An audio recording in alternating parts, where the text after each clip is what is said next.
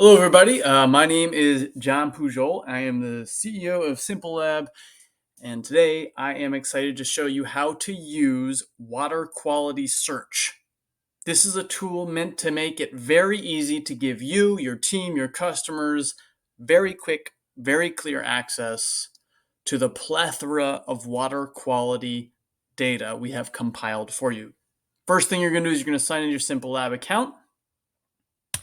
Second thing you're going to do is go to the top of your screen and click Data Tools, Water Quality Search. And that'll bring you to the search homepage. Here's where we're going to enter in the address that we're inquiring about. So if you want to see the address of a particular customer living in Sacramento, you type in their address like so. You're going to make sure you choose the right water source. As you know, water quality data from a utility is very different than water quality data from a private well or a groundwater source, but you can choose between the two here. Do you want to see water quality data from the utility?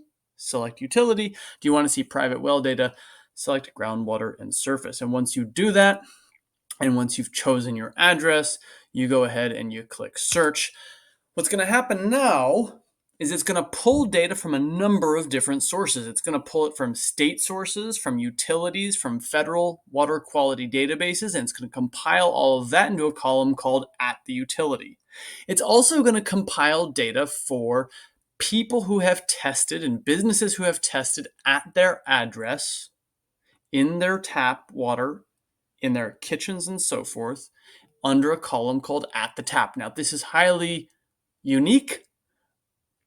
I'm going to explain why, but for now, realize that what you're getting here is a compilation of water quality data that's coming from compliance sources of information like the utility and also from private citizens whose data has been anonymized but made available so you can see it in a local neighborhood way. So what we're doing here at the very top is we're taking a quick look at the report we're going to prepare and send either to a teammate or to a customer or anyone we want, really. We're going to click this share button when it comes time. Right now, what we're doing is we're preparing that report, something you can do whenever you want by going into your SimpleLab account. Quickly check to make sure that you've chosen the right utility. In this case, City of Sacramento, Maine. We're going to leave it there. You see the number of violations, people served, the disinfectant type, chlorine, chloramine, average hardness. Most recent data point in this case is from March 20th. Down here, you see two key choices. What kind of contaminants do you want to show data for? All test data, heavy metals, PFAS, disinfection byproducts. And how do you want to evaluate that data? Do you want to compare it to a really conservative MCLG or health guidance level? Or do you want to compare it to the utility's MCL, the regulatory level that utility needs to meet for all of these contaminants? And you can make that decision here as well. You can also look at averages and compare to bottled water, compare to state averages, national averages, look at the frequency of detection of these compounds. Lots of choices. You have to make the selection here before you build your report.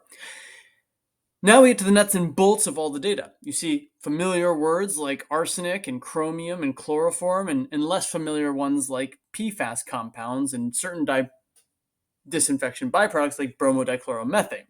For each, you see that health guidance level, or MCL. If we were to switch this over to MCL, you would see the MCL. I'm going to go back now to health guidance level. You see the concentrated reported by the utility to compliance data sets, and you see the concentrations found by customers in the area who are testing at their taps. And you'll notice sometimes it says not detected in one and there's a number in the other. Sometimes it'll say insufficient test, means not enough people in your neighborhood here have tested for chromium at the tap, but the utility is reporting 0.0062 ppm. This little yellow flag gets shown whenever the concentration is higher than the compare to, in this case HGL, the health guidance level. You can click on each one of these contaminants and learn a little bit more. You can see the percentage of results exceeding the HGL, the frequency of detection, the maximum detection. In this case, you're seeing a 2.4 ppb maximum detection. For home taps and for water utilities, you're seeing an 8.6 max detection with a higher detection frequency.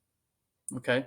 You can read about arsenic. You can read about any of the contaminants, see which body parts are impacted. And all of this, if you want, is going to be shared with your team, with your customer when we click share. The key thing is there's a lot of data here, and you get a chance to look at it and review it before you want to share it. Now, when it comes time to hit share, when you're ready to prepare that report, you'll come up here. You'll confirm the utility name you want shared.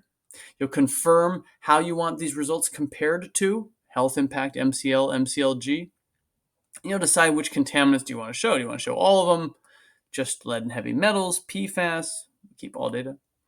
We'll click next. Now you get a chance to add your company logo. There's none shown here, but that's something you'll do in your settings.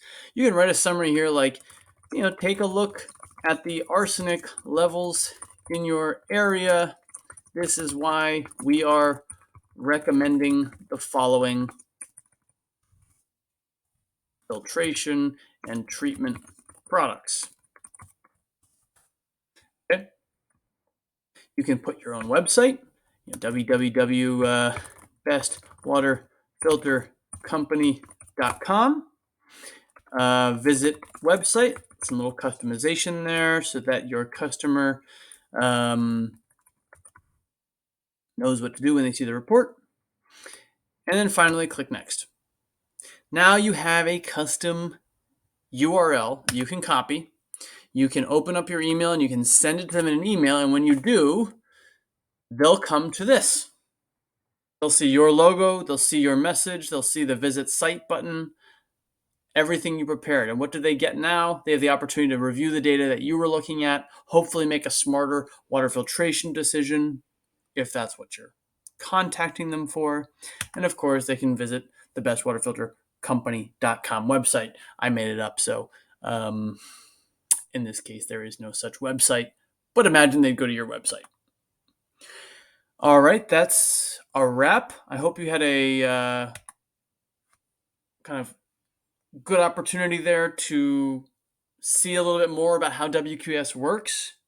Please go ahead and feel free to share this video with anyone you think could take good advantage of it. It's a really useful way of avoiding doing any lab testing when there's a lot of data already available on the neighborhood and the customer or your team doesn't feel like a lab test is necessary, which is often the case for people who live in areas served by water utilities. So use the tool. It's inside of your SimpleLab account. We look forward to getting your feedback. Of course, like everything else we do, we're constantly updating, we're constantly improving, and we want your input so that we can update this thing in a direction that serves you and your customers best.